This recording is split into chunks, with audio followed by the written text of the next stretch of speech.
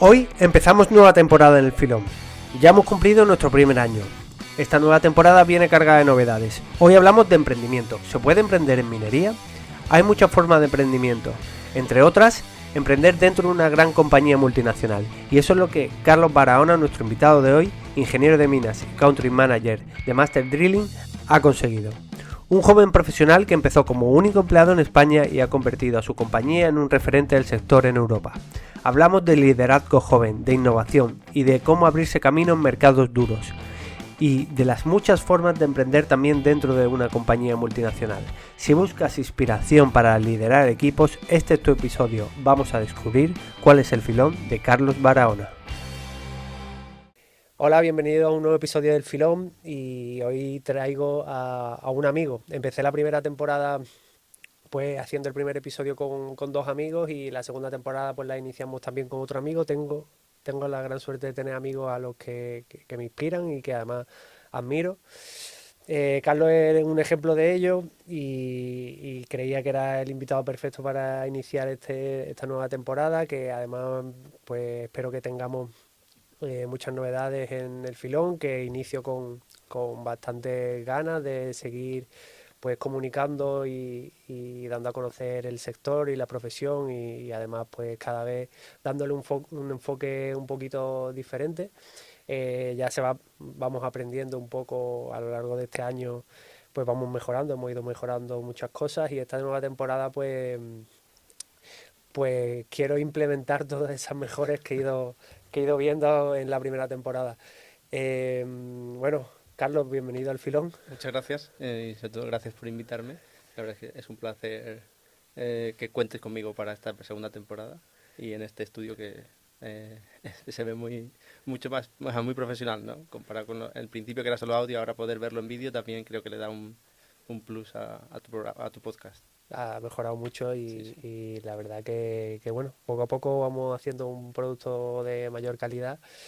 Y bueno, Carlos, la pregunta que bueno, como tú habrás escuchado algún Sí. episodio del filón, ya sabrás cuál es la que le hacemos a todos los invitados, que ¿cuál es tu filón? Sí, la verdad que es una pregunta que cada vez que oigo, te la oigo, digo, joder, qué difícil de contestar a eso. Y la verdad es que me gustaría poder decir que yo encontré una veta de oro perfecta, pero más bien encontré un diseminado. Entonces yo diría que mi filón no ha sido más que trabajar mucho, mucha perseverancia y rodearme de gente muy buena que cubra todas mis carencias, ¿no? O sea, al final creo que todos somos buenos en algo, pero no en todo. Entonces, lo importante es de quién te rodeas para complementar todo eso lo que tú cojeas un poquito más. Entonces, yo diría que ese ha sido el principal filón. Vale, pues ya estás introduciendo un poco el tema Sí, del episodio, que bueno, el episodio traemos a Carlos porque en cierto modo es un emprendedor del sector. Queremos hablar de emprendimiento hoy, de liderazgo joven, ujú, de un poco que los jóvenes tengan también una referencia, digamos, más cercana en cuanto a que se puede crecer dentro del sector. Y bueno, la segunda pregunta que hacemos todo sí. el mundo, que es ¿cuál es la piedra que te encontraste? Ahí esa sí que la tengo bastante más sencilla, porque vamos, la primera piedra que me encontré fue mi mujer, por supuesto, que es la mejor consejera, tanto personal como laboral. Sobre todo porque tiene un carácter que es completamente opuesto al mío, entonces ve las cosas que yo no veo. Y yo diría que la segunda piedra que me encontré, además lo puedo decir tranquilamente porque es sueco y no habla español y no va a entender el podcast, es mi jefe actual, que creo que fue la persona que me dio el impulso para dar un paso muy grande en mi carrera profesional y el que me apoyó a crear todo lo que hemos creado ahora en España, ¿no? Siempre he confiado en el futuro de nuestra empresa aquí y como que me ha ido guiando, ¿no? Ha sido como mi guía, en vez de espiritual, profesional, para llegar a donde estamos ahora. Qué bueno, porque has visto las dos preguntas como desde el punto de vista positivo. Hay gente porque como es abierta, son preguntas abiertas, Sí. hay gente que la piedra normalmente la visualiza como algo negativo. Tú la has visto como dos cosas positivas, son, han sido muy buenas respuestas. Bueno, Carlos viene bueno, tú formas parte de Master Sí, Drilling, eres, digamos, ¿cuál es el puesto? Es ahora mismo soy el director general de Master Drilling como, Iberia. como ahora veremos Sí, la historia, es difícil situarte en un puesto sí, sí. concreto. Ha evolucionado mucho en los últimos 6 años. Eh, entonces, bueno, que la imagen del sector quizá muchas veces se ve como pues una imagen anticuada del sector. Sin embargo, vuestra empresa, Master Drilling, pues, digamos que implementa tecnología de última generación en la minería Ujú. y, bueno, es uno de los componentes del sector minero que realmente dan una imagen de desarrollo tecnológico. Ujú. Y ¿qué es Master Drilling? Sí, pues Master Drilling principalmente, que es como inicio, ahora mismo es el mayor contratista de rice boring del mundo. Estamos presentes en los 5 continentes, eh, tenemos sedes en Europa, en Suecia, en España, sucursales por toda Europa. Ahora hemos abierto también filial en Grecia, en Turquía, América del Norte, Sudamérica, bueno, estamos por todo el mundo. Pero no es solo una empresa de rice boring, es un contratista especializado en perforación mecanizada de todo lo que se pueda ocurrir o inventar en el futuro. Pero tiene una componente muy de proyectos de investigación y de desarrollo de nuevas tecnologías enfocadas siempre a esta perforación mecanizada. Eh, Tuneladora para minería, métodos de perforación de pozos ciegos, bueno, luego si no lo explicamos un poco más en Sí, luego profundidad. desarrollamos un poquito. Eh, Ahora estamos también desarrollando tecnología de perforación de rice boring remoto en interior de mina desde superficie, pero no nos centramos tampoco solo en minería. En Europa nuestro mercado es 50-50 con la obra civil. Centrales hidroeléctricas, túneles ferroviarios, carreteros, em, depósitos de almacenaje de residuos nucleares, o sea, todo lo que requiera perforación mecanizada Ahí puede eh, estar. es nuestro foco. De Y acuerdo. luego servicios adicionales de ingeniería, de sondeos, y ya, vamos, hasta crear pues, un grupo multinacional que De tiene acuerdo.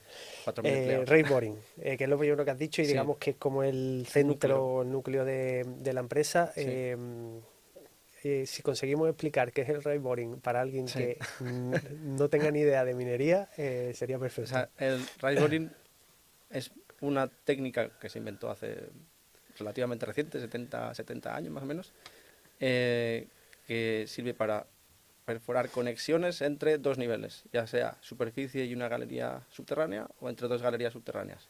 Motivo, pues para dar ventilación, para paso de mineral, paso de cables, servicios, bueno, cualquier necesidad que tengas para hacer una perforación vertical o desde vertical hasta horizontal. Mm, De Sí. acuerdo, o sea, en una mina se requieren multitud de diferentes, por diferentes motivos, perforaciones y el rakeboarding es una técnica y la gente, bueno, se preguntará, ¿vale? ¿Y qué hay diferencia ahí entre lo que se hacía antes y el rakeboarding? ¿Qué cambios hay y por Bueno, qué es tan novedoso? fundamental que fue la primera técnica de perforación vertical que no implicaba personal dentro de la chimenea.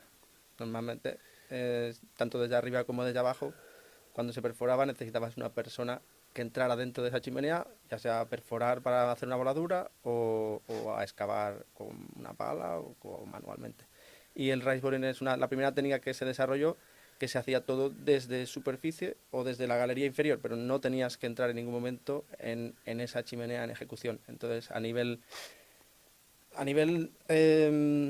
riesgos para el trabajador te quitas el mayor riesgo, que es los desprendimientos dentro de esa chimenea, y a nivel productividad, pues es un método mecanizado, luego te quitas todo el trabajo más manual y es mucho más eficiente. Vale.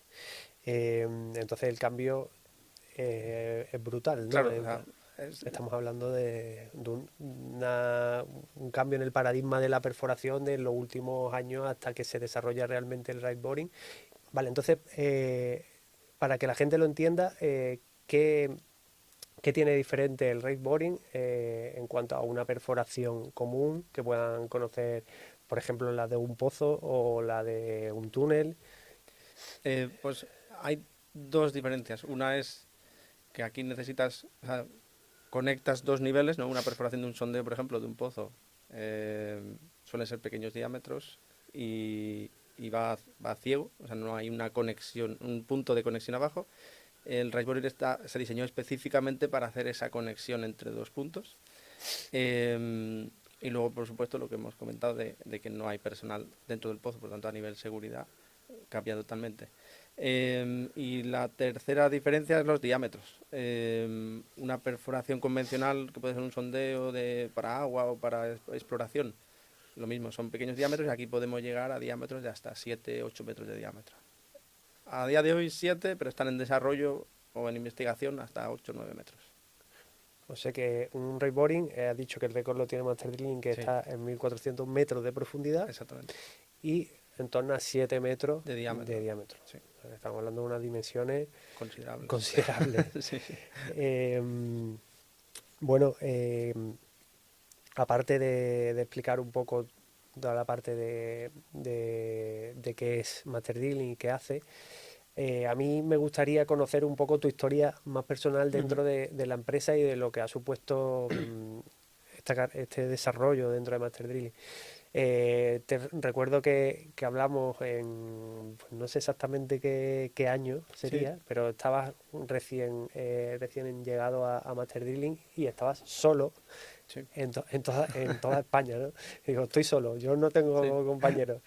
Y, me acuerdo, digo, pues ánimo, tío. Dale ahí. Y entonces, ahora, ¿cuántos trabajadores hay en España y qué proyectos? Bueno, primero, ¿qué trabajador y qué dimensiones ha adquirido Sí. eso en cuestión de...? Pues ahora mismo la empresa, sobre todo el año de más crecimiento ha sido 2024, que pasamos de ser 3 a ser 23. Ahora mismo ha habido un pequeño reajuste, ahora estamos 20, 14 perforistas y 6 de equipo técnico. Y justo ahora empezamos proyectos en Canarias y en Grecia. Justo 2 centrales hidroeléctricas. Que también se gestionan desde España, ¿no? Sí. Vale. Bueno, el emprendimiento a veces se relaciona pues con una startup ahí en un garaje Sí. o estar ahí solo en el ordenador y tal, pero sin embargo tu emprendimiento es un poco diferente a lo común. Es un emprendimiento dentro de una entidad ya creada, Sí. con cierto nombre internacional, pero estás solo. Y además estás solo y tienes una competencia bastante Sí. fuerte, ¿no? Ese es el entorno en el que te encuentras. ¿Cómo fue todo ese paso, ese Sí, camino? o sea, a mí yo llegué a Master Drilling, estaba trabajando en mi antigua empresa y nos llamó el director de ventilación de una minera que habían traído una empresa sueca a hacer una chimenea a la mina y que ninguno hablaba español y que estaban un poco perdidos con todas las autorizaciones y cómo funcionaba aquí la minería, temas de seguridad y tal, y que si podíamos echarles un cable para empezar el proyecto. Y nos llegó a la empresa y ninguno teníamos ni idea de inglés, eso para empezar. Y entonces hablé con mi jefe de entonces y le dije, mira, págame un mes intensivo de inglés y cogemos este proyecto y vamos a muerte con ellos. Y me costó un poquito convencerle, pero rápido me dijo, venga. Entonces estuve un mes, el primer mes, chapurreando inglés con ellos y en el intensivo de inglés, ya a raíz de ahí pues ya pudimos empezar a trabajar con un poco más de soltura. Y entonces empecé a ayudarles y llegó un momento en que ya les ayudé tanto que me dijeron, mira, el objetivo de la empresa es establecerse en España y necesitamos a alguien que se encargue y la verdad es que ya nos has demostrado cómo trabajas, así que ¿por qué no te vienes con nosotros? Entonces dijo, bueno, pues vamos para allá. Entonces, nada, pues me fui, me dieron un portátil y un teléfono y lo primero que hice, pues, estuve un mes en Suecia, estuve haciendo así un poco de inducción de la empresa, me llevaron a ver distintos proyectos en las minas de Kiruna, en Kristineberg, y luego estuve también un mes en Perú haciendo una formación específica ya del grupo Master Drilling, un poco más general para entender cómo funcionaba la empresa en todos los niveles, a nivel administración, recursos humanos, a nivel financiero, a nivel operación. Y ya con esos 2 meses de formación me dije, bueno, pues nada, ahora a ver qué consigues. Y yo lo que me encontré aquí, que yo no sabía mucho del mundo del rakeboarding entonces, era un monopolio. había una empresa que Bueno, espera, controlaba todo. antes de entrar en la competencia que te encontraste, Sí. o sea, tú hiciste en cuestión de, que no sé el plazo, pero poco tiempo, 6 meses quizás, un intensivo de inglés, un intensivo De de Riceboring rayboarding y un intensivo y en Perú, de y estuviste en desarrollo. Perú, en Suecia, o Sí. sea, ahí tu vida cambió completamente, ¿no? Sí, además yo no había viajado prácticamente nunca, no sabía ni coger un avión. Cuando fui a hacer la entrevista lo tuve que llamar a mi hermano, en plan, oye, ¿cómo paso los controles del aeropuerto? O sea, iba totalmente perdido y sin hablar inglés prácticamente. Y, o sea, que ahí al principio fue un poco de incertidumbre, ¿no? Pero dije, bueno, para adelante y Pero que sea lo que Dios ¿qué es lo quiera. que, o sea, quizá otro, digamos, con toda esa versatilidad, yo no sé inglés, yo dónde voy a trabajar para una empresa sueca, si no, no me voy a entender con ellos, de Rayboring, pues si no tengo ni idea de Rayboring, o sea, era como todo que no, todo era negativo, o al principio bastante complejo como para que tú te lanzaras a eso. Es que yo nunca lo vi negativo, siempre lo vi como una aventura. Y mi mujer me decía lo mismo, me decía, "Oh, hay que vivir esto, o sea, aunque como si te dura 6 meses y luego se acaba. Pero tú te llevas la experiencia, aprendes inglés, viajas, ves cosas nuevas y luego pues, ya se verá hasta dónde llega. Claro, y así te lo Y tomaste como una aventura, claro, ¿no? Que fue y la aventura duró poco porque a los 6 meses empezó el COVID. que vino otra aventura diferente. Claro, y ahí cambió todo de otra vez. O sea que Bueno, entonces tú ya, una vez que haces ese proceso de formación con la empresa, que yo creo que al final es muy parecido a cualquier emprendedor, porque cualquier emprendedor requiere de una formación antes de lanzar un producto sí, o una empresa, un servicio o lo que lance, requiere de formarse bien sobre lo. Al final tú hiciste ese proceso muy parecido a cualquier emprendedor sí. y te ponen en España tú solo con tu portátil, con tu portátil y tu móvil, venga, que tienes que hacer rayboarding, ¿sabes? Claro. Ni más ni menos. A ver, ahí tuve la suerte de que justo como un año antes de empezar con Master, hice un proyecto para un cliente de mi antigua empresa que nos pidió un informe estratégico de toda la minería nacional que estaba en explotación o que podía estar en explotación en los próximos 10 años. Entonces, con ese informe yo ya tenía una visión completa de todo el sector minero español, desde la minería metálica, carbón, cantera, todo lo que pudiera abrirse en los próximos 10 años. Entonces eso me dio, claro, al principio ya salía con un montón de ventaja para empezar a hacer contactos y a presentar ofertas. Eh, y luego tenía al final todo el apoyo de una multinacional a nivel comercial, de aplicaciones, de información. Tenemos un montón de vídeos comerciales explicando todas las tecnologías del grupo. Luego, aparte que Master Drilling, a lo mejor en España no era tan conocida, pero a nivel mundial, cualquiera que piense en Riceboring piensa en Master Drilling. Lo Claro. que pasa es que aquí todavía no había llegado, pero ya sí. Vale, y entonces, ¿qué reto, digamos, te encontraste dentro del sector, del mercado en ese momento? Ya tú sí que tenías experiencia en la minería en España, entonces Sí. tenías una visión realmente de todo lo que había, pero claro, Rayboring, Master Drilling no tenía ningún Sí, proyecto aquí, ¿no? ¿Cómo empieza? pues mira, tenía varios problemas. Un primer problema era no tener ningún trabajador en España. Todo lo que yo consiguiera de proyectos me mandaban máquina y gente desde Suecia. Entonces eso ya muchas empresas las echaba un poco para atrás, también por el coste, evidentemente. No es lo mismo tener aquí un equipo de personas que se mueve a Huelva que traerte 8 suecos desde el norte de Suecia. Entonces eso era una primera barrera. Lo que intentábamos salvar era que nosotros damos soluciones más personalizadas, más customizadas para el cliente y no competimos en precio. Entonces el cliente que nos contrata no nos contrata porque seamos baratos, nos contrata porque sabe que somos los mejores. Entonces, bueno, con esa mentalidad, es decir, que en España y Portugal cuesta mucho entrar porque aquí solemos tirar un poquito más al low cost En todo siempre. normalmente. Entonces solo podíamos entrar al principio en grandes proyectos.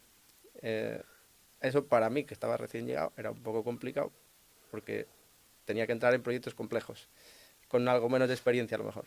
Pero bueno, yo, yo iba con todo. Ya, Sí, sí, claro, ya ya que estoy aquí, te yo perdías el voy con río. todo, claro.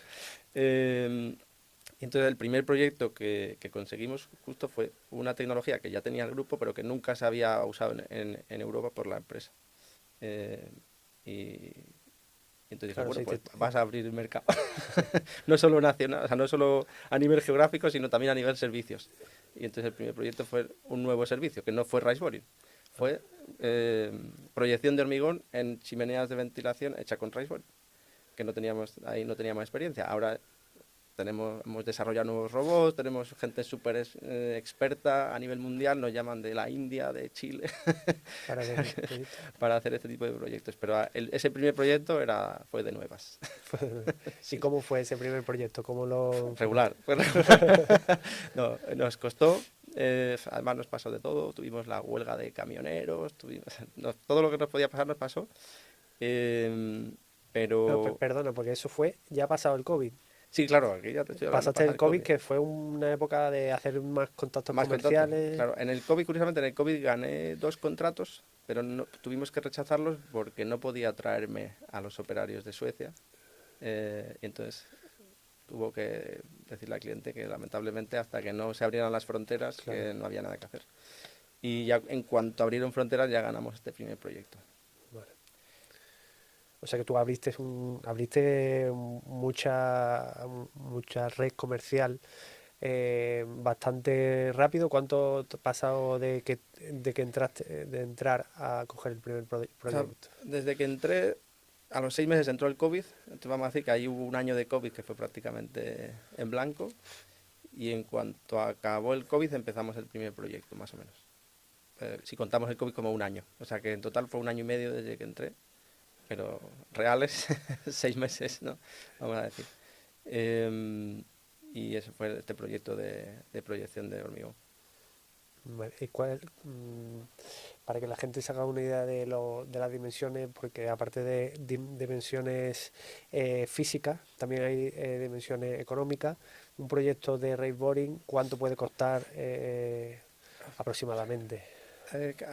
Varía mucho de la longitud de la chimenea y el diámetro, eh, pero a ver, pues por ejemplo una chimenea de 3 metros y medio, 4 metros de diámetro y 300 metros de profundidad, a lo mejor será como 2 millones de euros unitado, o sea, ya con la proyección de hormigón, ¿no? Si hacemos rice boring y proyección de hormigón, puede rondar Vale, por ahí. Pero es vale. un número muy gordo lo que te digo, ¿eh?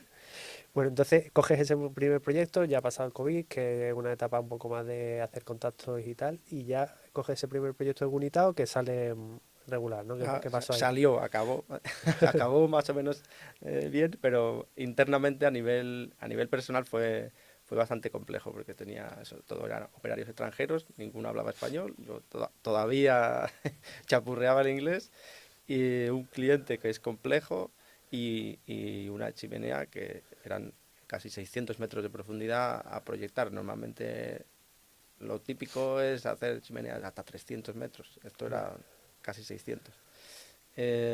No, pero Entonces, eran buena gente, pero llegaban, yo todavía era muy joven, ellos ya eran más mayores, les costaba venirse hasta España a que yo les dirigiera en un proyecto.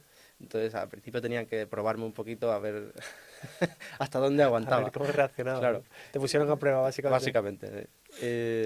Y bueno, ahí las primeras semanas hubo más tensión, luego ya todo fue encauzándose y ya las cosas fueron saliendo bien. O sea, a nivel cliente el proyecto salió normal, y ¿Cómo no hubo levantaste esa mayor... huelga? ¿Cómo solventaste Toreando, toreando muy bien y con buen humor. Eh, yo creo que lo que me hizo pasarla era que cada vez que me intentaban torear ellos a mí, yo me lo tomaba con buen humor y decía, venga, vamos a trabajar, que aquí hay mucho que hacer.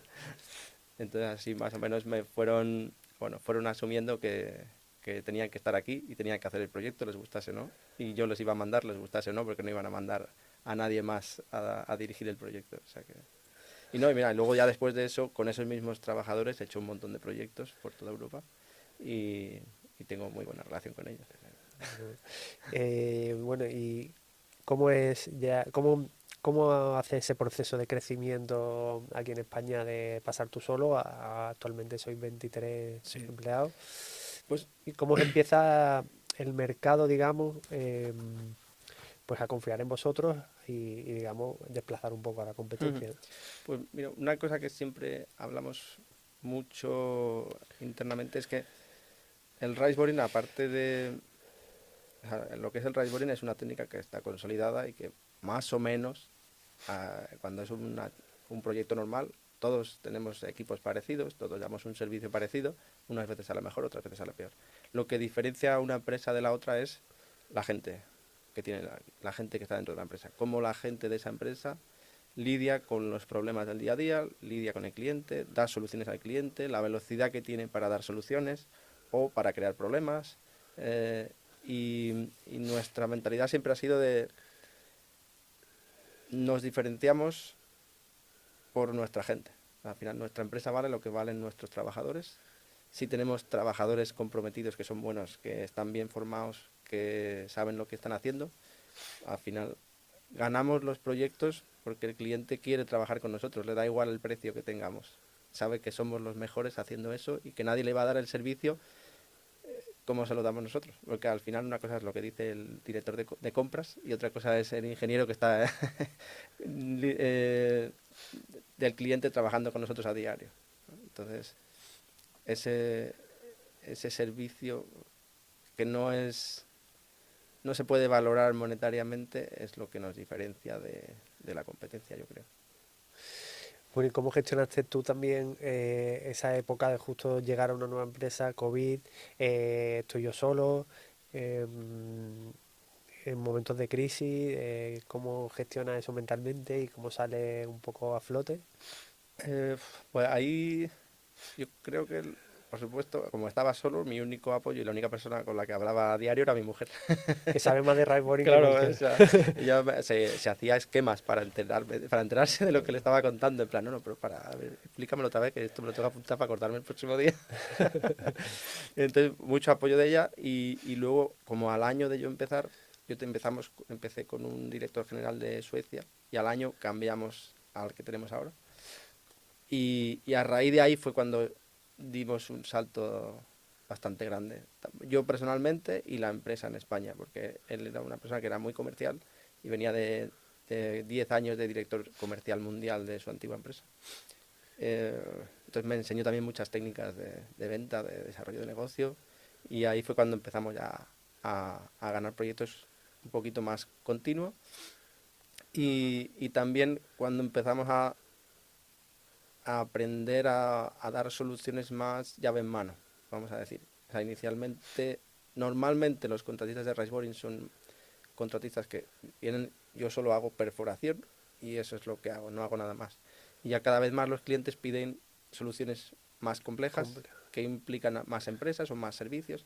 Entonces empezamos a hacer también a conseguir algunos partners para ampliar ya no solo el servicio de Riseboring, sino consolidaciones del terreno, Riseboring, más proyección Sí, de el cliente hormigón. pide que le soluciones el problema Claro, completo, no que solo una parte y después él se tenga que buscar la vida en otra, en claro. el resto. Entonces al final eso se va ganando con el tiempo, vas conociendo gente y algún día das con una persona clave que te abre una puerta y a otro día das con otra y luego estás 6 meses que no que te comen los mocos. Cuando preparamos una oferta nosotros vamos con una mentalidad y, y tú piensas, no, esto es lo que quiere el cliente. Y a lo mejor el cliente le da igual y está pensando otra cosa totalmente distinta. Entonces, es aprender a entender un poco la necesidad del cliente o demostrarle al cliente una necesidad que él pensaba que tenía resuelta y que en verdad no la tiene y que la necesidad que él cree que tiene en verdad no es una necesidad, es un capricho, vamos a ver. Y bueno, fue un poco como hemos ido organizando el desarrollo de negocio los últimos años. Perdón por la interrupción, solo es para deciros que lleváis la mitad del podcast. Si habéis llegado hasta aquí, es porque os está aportando valor.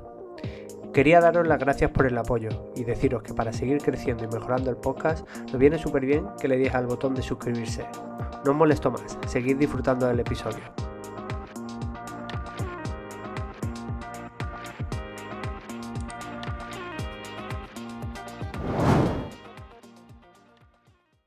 Pues Carlos, me gustaría preguntarte por tu forma de liderar equipos, ¿no? Porque al final has pasado de estar solo a liderar un equipo de personas. No sé si tenías formación previa en algo de gestión o has ido aprendiendo. ¿Cómo? Pues la verdad que no tenía prácticamente nada de experiencia previa y vamos a decir que el estilo de liderazgo ha evolucionado mucho con la empresa. Como has dicho tú, de empezar de solo a 20 personas y todo el proceso intermedio, no puedes liderar igual cuando sois 3 que cuando sois 10 y cuando sois 20 o en el futuro cuando seamos 100 o 200. Espero.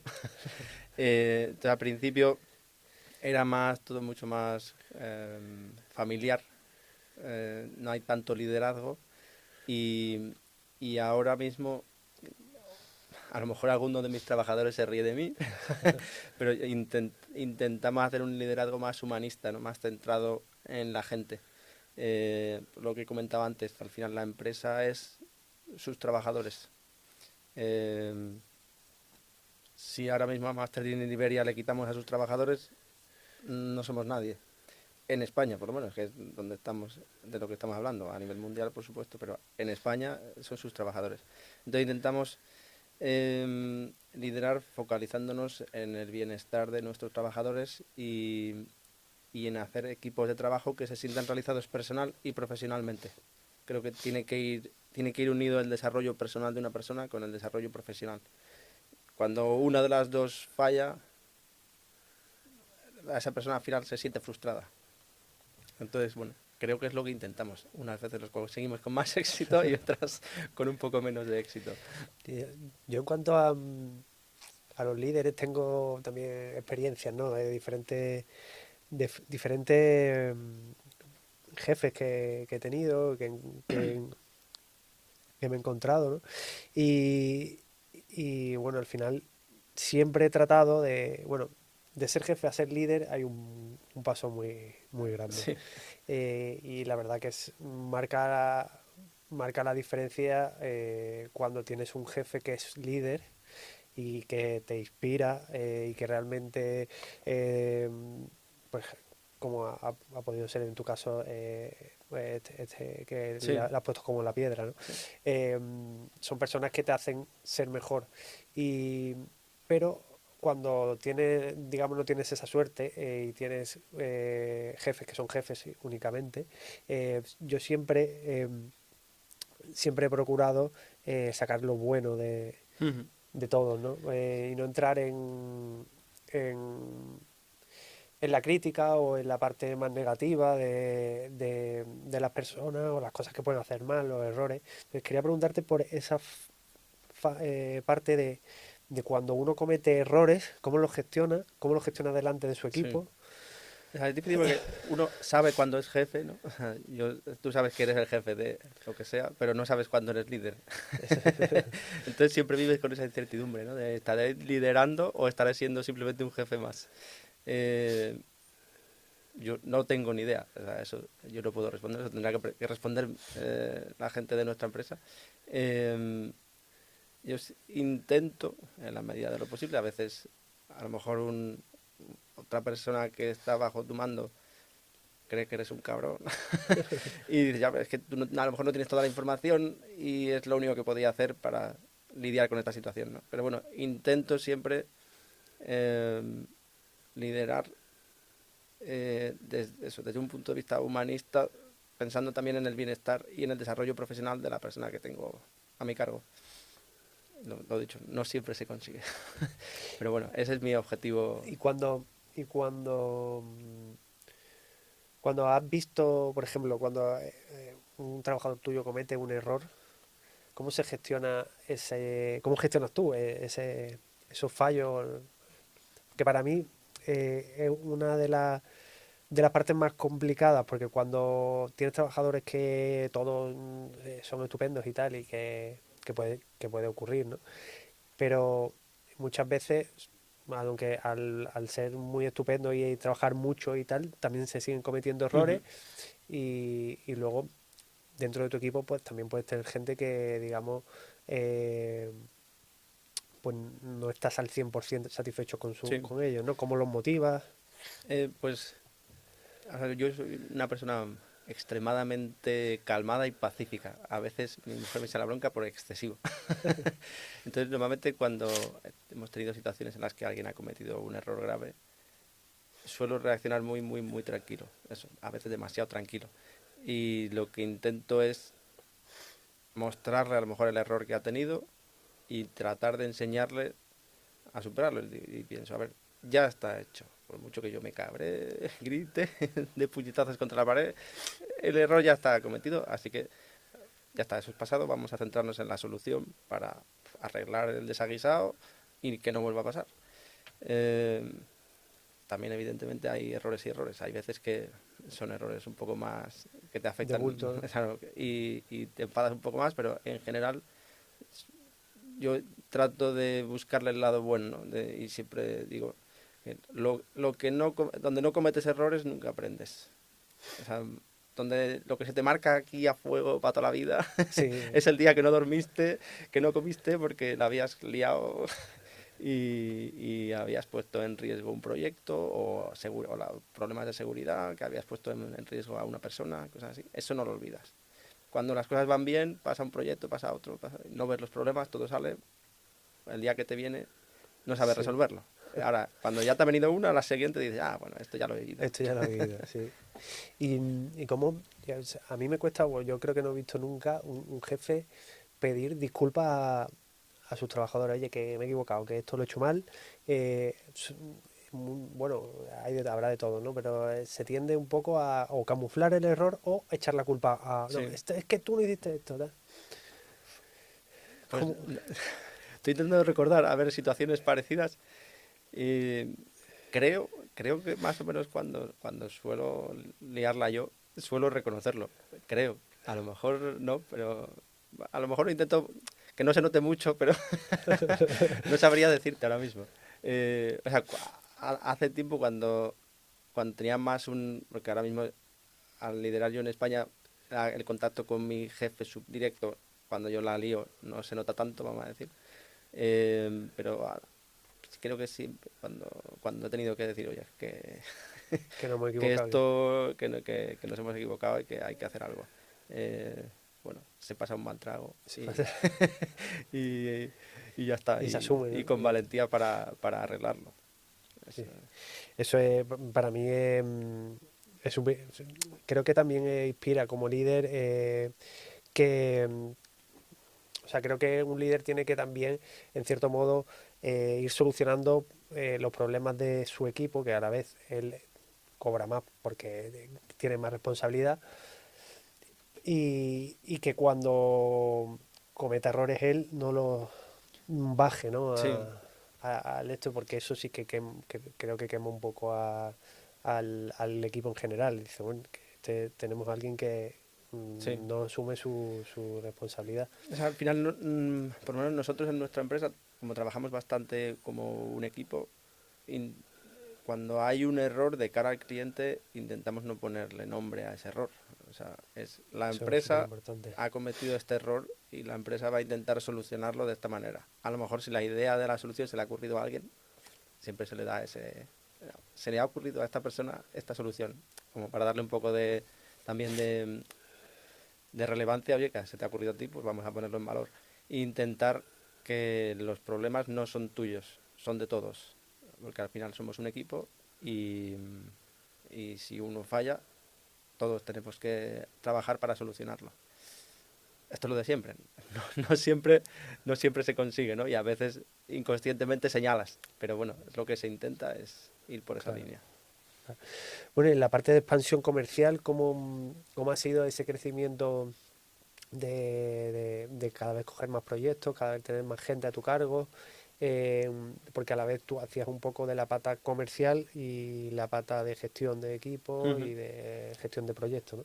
Sí, o sea, inicialmente yo estaba sobre todo focalizado en Iberia, ya con el tiempo fui ampliando a sur de Europa, ahora mismo ya lidero la dirección comercial de todo el área mediterránea y un poco más al norte.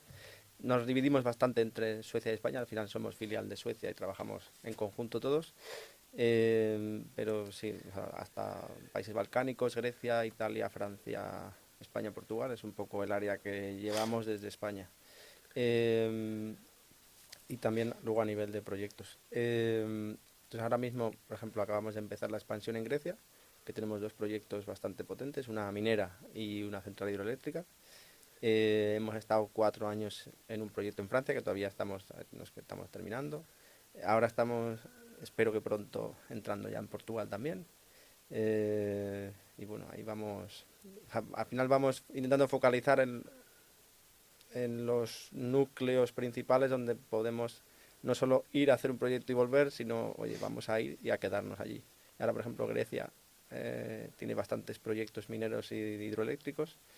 El caso de Francia fue un poquito más excepcional porque era un solo proyecto, pero muy, Muy muy grande. grande. Y España y Portugal, que fue el motivo por el que Master vino y me contrató a mí, había, había idea de que, oye, esto es un mercado grande, que tiene mucho potencial y tenemos que estar allí. Y ha sido ya, digamos que había asentado en el mercado y tenéis vuestros propios equipos aquí Sí, en continuo, ¿no? Ya no tenéis que traeros claro, personal. ya desde o sea, el año de más crecimiento a nivel personal, de personal de la empresa, ha sido este último año, que para que te hagas una idea, el 8 de diciembre de 2023 éramos 4 y el 15 de abril éramos 23. O sea, fueron 4 meses en que no dormí, no comí, solo trabajé. Luego ya se fue relajando, ya, claro, al final siempre los crecimientos son iguales, creces, creces hasta que, o sea, con el personal que tienes, hasta que no puedes más, contratas, vuelves a crecer y va, al final hasta que ya te estabilizas y ya vuelves a respirar. Entonces, durante todo el año pasado, en ese crecimiento, pues hubo una barbaridad de trabajo, o sea, ya te digo. Mis hermanos me decían, ¿puedes hablar de algo que no sea trabajo? Y yo es que es lo que hago a 12 horas al día, es que no Todo el tengo día, otra ¿no? cosa. Eh, y entonces ahí metimos personas claves, que es el equipo que tenemos actualmente de gestión, que son las que han hecho que ya la empresa, para mi gusto, ya podamos afrontar cualquier proyecto en cualquier parte del mundo con totales garantías. O sea, hasta ahora, hasta entonces, en España pues éramos poquitos y más o menos nos apañábamos, pero hubo ahí 3 o 4 contrataciones que han sido la clave. Ya La clave. tengo total confianza de que da igual lo que tengamos por delante, que vamos a hacerlo perfectamente. Pero bueno, al final confías en tu equipo Claro. y eso es fundamental. Pues bueno, quería preguntarte un poco también sobre cómo has gestionado o gestionaste en ese momento de competencia tan brutal en el que realmente no había nada. ¿Cómo, cómo gestionas un poco que la competencia mala o digamos negativa que hay porque digamos no te encontraste un mercado fácil de entrada fácil, ¿no? Eran empresas que tenían el control, digamos, ahí, Ujú. ¿no? O sea, creo que fue bastante complejo el conseguir la confianza de un primer cliente que te diga, venga, ven y demuestra a ver qué sabéis hacer vosotros. Eh, y luego ya poco a poco va cayendo un poquito en cascada, ¿no? En Ya, venga, cascada. ya has demostrado un poquito, ahora te voy a poner una piedrecita más a ver qué tal y si me lo demuestras, pues seguimos avanzando. Ya creo que la empresa ha demostrado aquí en España y Portugal que lo que vale, lo que es capaz de hacer y la calidad con la que hacemos las cosas y sobre todo la calidad humana de trato con el cliente, de, eso, de esa resolución de problemas, que es para mí gusto es lo que marca la diferencia con otras empresas. ¿Y cómo eres de exigente porque dices que hay épocas en las que no solo trabajas? ¿Tú exiges ese mismo compromiso, ese mismo... Mm, Pues mira, curiosamente el otro día eh, me preguntó alguien, "Joder, pero has cogido mucha responsabilidad muy rápido". Y yo le decía, es que yo no he cogido responsabilidad rápido. A nadie me ha exigido cogerla. Yo he ido viendo crecer la empresa y he cogido la que creía necesaria para que la empresa siguiera evolucionando. Entonces a la gente que hemos ido contratando, siempre se le ha contratado con la misma filosofía de yo no te exijo que estés tantas horas en la oficina o trabajando en casa o en un proyecto. Tú tienes un objetivo, tú tienes que cumplir tu objetivo. Si lo cumples en 3 horas, yo no te estoy a estar controlando, oye, hoy has trabajado 5, mañana 8. Tú tienes que cumplir tu objetivo, tú eres responsable de tu objetivo, gestiónatelo. Eh, si necesitas 18 horas, seguro que lo puedes hacer en 8, pero si es tu manera de trabajar, pues, y tú estás contento así, adelante. Entonces, soy exigente a la hora de los objetivos, pero no tanto en el proceso de conseguirlos. Ahí sí que dejo más libertad, porque lo mismo que a mí me gusta tener esa libertad, yo no me gusta tener a una persona aquí todo el día, haz esto, haz esto. A mí me gusta que me digan, no, tienes que hacer esto. Vale, yo digo, vale, yo me organizo, Yo me organizo. mis horas, a lo mejor, yo qué sé, a mí me gusta parar a las 2:15 y comer en 10 minutos y seguir trabajando. Y hay gente que le gusta parar 1 hora y media y luego se queda hasta las 8. Pues, oye, Cada uno a mí, que... claro. Y intento seguir esa filosofía también con todo el mundo porque es la que me gusta aplicarme yo a mí mismo. ¿Cuáles han sido los momentos, digamos, en todo este camino más clave para ti a nivel personal? Eh, Pues a nivel personal, uno fue al final de ese primer proyecto que he contado antes que fue todo mal.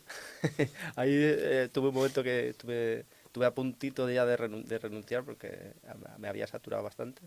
Eh, ¿Estuviste a punto de a renunciar? punto, muy, muy cerquita de renunciar.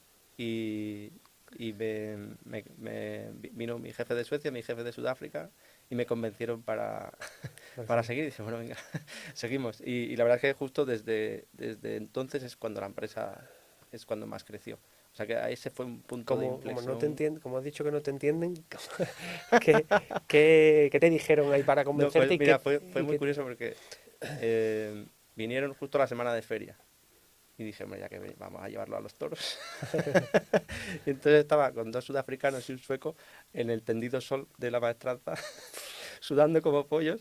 Y ellos, en plan, ¿podemos irnos ya? Y yo, no, no, hay 6 toros, hay que ver todos. No, a ver, al final me dijeron, mira, te vamos a poner un poco más de apoyo y más formación para que puedas dirigir esto y sigue con nosotros, que estás haciendo buen trabajo. Este proyecto ha sido un poco quemante, ya vendrán otros mejores, ha sido más de aprendizaje y, bueno, por supuesto, un poco más de sueldo. y, y nada, dije, venga, vamos a seguir y a o ver sea, tú hasta te dónde. saturaste sobre todo porque salieron mal las cosas porque te habían demasiado abandonado, digamos. Claro, o sea, yo estaba solo con 8 suecos. Claro.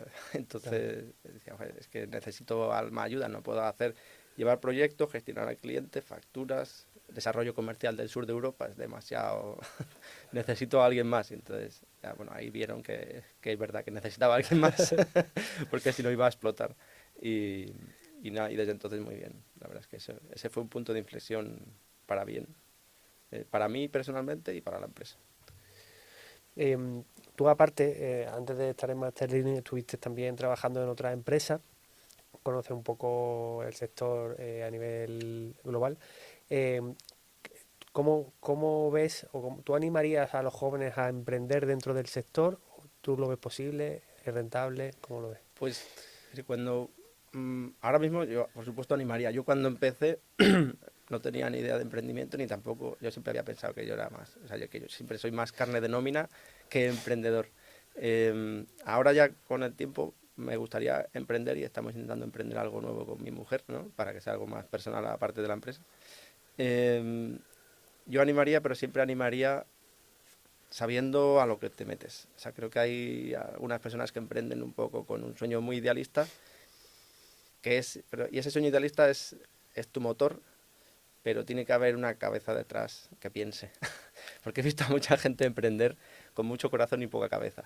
Y claro, eso al final acaba en desastre. Sí. Entonces, yo animo a emprender, pero sabiendo a lo que vas, sabiendo que vas a trabajar un montón. Ahora, eso sí, si tienes éxito, la satisfacción que tienes no la vas a tener nunca como asalariado. Eso es impepinable. Y eso que yo he emprendido siendo asalariado, ¿eh? Que es Tú tienes la doble. es la tranquilidad de decir, estoy emprendiendo, pero no es mi dinero. Y eso, hombre, siempre se duerme más tranquilo. Entiendo que alguien que emprende con su dinero se tiene que pasar peor. Claro. Entonces, por eso creo que tiene que ir cabeza y corazón, todo junto. Si no, solo cabeza, al final perderás la motivación y solo corazón te estrellarás. Pues Carlos, vamos a ir terminando el podcast ya. Ha sido un placer.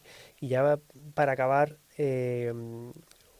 pues quería que dieras algún consejo final a aquellas personas que se están pensando en emprender o también a aquellas personas que están pensando en estudiar la carrera de ingeniería de minas y buscarse por ahí. O también si quieres recomendar un libro o algún pues, un mentor Ujú. que tú hayas tenido. Pues mira, voy a empezar con lo de la carrera de minas. Eso, yo la verdad es que estudié minas sin conocer a nadie que hubiera estudiado minas y sin saber muy bien a lo que me metía. Estudié, pasé la carrera rapidito para empezar a trabajar cuanto antes y hasta que no empecé a trabajar no supe a lo que me estaba enfrentando. Y es decir que creo que no podía haber elegido mejor profesión. O sea, me encanta todo lo que hacemos en todos los niveles. Me parece una profesión muy bonita y de las más bonitas que se pueden estudiar. O sea que yo eso recomendaría 100%. Y emprender un poco ya lo que he dicho antes, ¿no? Creo que que emprenda con todo, con cabeza y con corazón. Y a rezar mucho para que tenga éxito, porque hay veces que no todo depende de nosotros, ¿no? Pero por supuesto que recomendaría, porque al final sin emprendedores el país no avanza, no evoluciona, no se crean nuevas tecnologías, nuevas empresas y nos estancamos. O sea, creo que al final bueno, todas las empresas llevan detrás un emprendedor que en algún momento decidió hacer algo y se lanza por ello. O sea que no puede faltar nunca emprendedores. Bueno, pues lo dejamos aquí. Muchas gracias, Carlos, por venir y Gracias a ti nada, por invitarme. seguimos con la segunda temporada del Filón. Bueno, bueno, gracias.